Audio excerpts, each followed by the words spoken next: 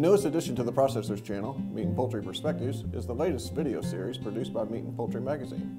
In each bi-weekly segment, we'll bring online subscribers video-based exclusive interviews with industry icons and subject matter experts. This segment is brought to you by Aerosite, the meat processing industry's leading supplier of remote video auditing software and services. Now listen as Dr. Grandin discusses some of the hottest trends and technologies in the animal welfare arena.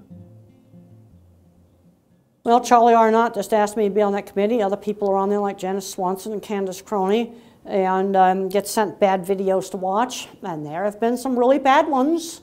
These dairy cows coming in half dead, then being mistreated at the plant. And the dairy industry needs to take some responsibility for that. There's a certain segment of the dairy industry that lets a cow get half dead before it's brought into the plant. Also, they're bringing them in without drying them off first. So they're all swollen and leaking milk. That's just terrible. And I'm originally a beef person, and what annoys me is beef's taking a rap for that. You know, people see those dairy cows at that plant, they say, well, I don't want to eat hamburger anymore. You know, those cows are going for hamburger. But those are dairy cows, they're not beef cows out on a ranch. In fact, survey data, some of the surveys were done by Colorado State University. It showed that in dairy, the percentage of skinny cows that are not fit for market is like 3 times worse. And the drug residues are 3 times worse on dairy cattle than they are on beef cattle. You know, there's a certain attitude in the dairy industry that they just don't get it, that they do raise beef. And they need to be changing that attitude and not treating cull cows like some garbage you just throw away.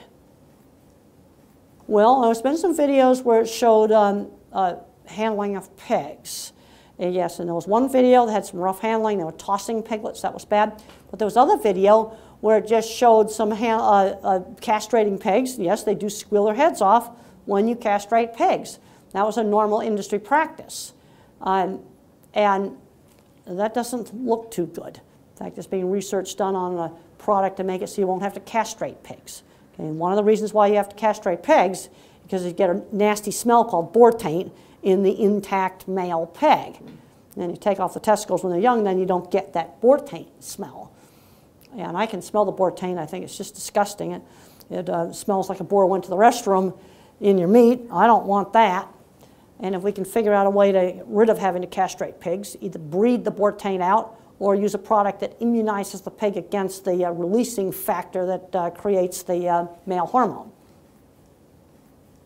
No, those videos, there were some videos, especially in pigs. Yeah, they showed a lot of gestation stalls, they showed castrating pigs, but they didn't show anything wrong. They were just showing their normal industry practice.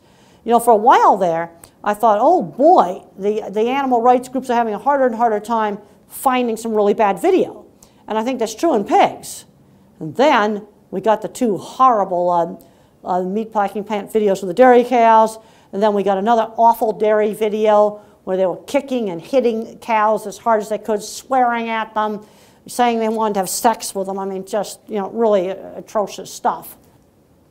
Actually, when it comes to animal welfare, I think some of the biggest issues are in the dairy industry.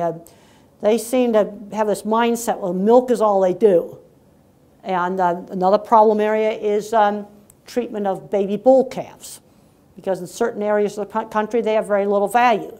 We need to be doing things to increase the value of those bull calves so they'll take better care of them. There are some bright notes. There are some dairies that have really improved on their lameness. Good dairies can keep lameness down to 5%. I have a student who's been to a bunch of dairies in Colorado, and interestingly, she found that the big dairies were better on lameness than the small dairies. But the big dairies were worse on calf care, and you were more likely to have dirty calves in the big dairies. Well, I've had a very big influence, so we had a talk at the conference this morning on all these laws and things getting passed. And the problem we've got is the public is further and further away from agriculture.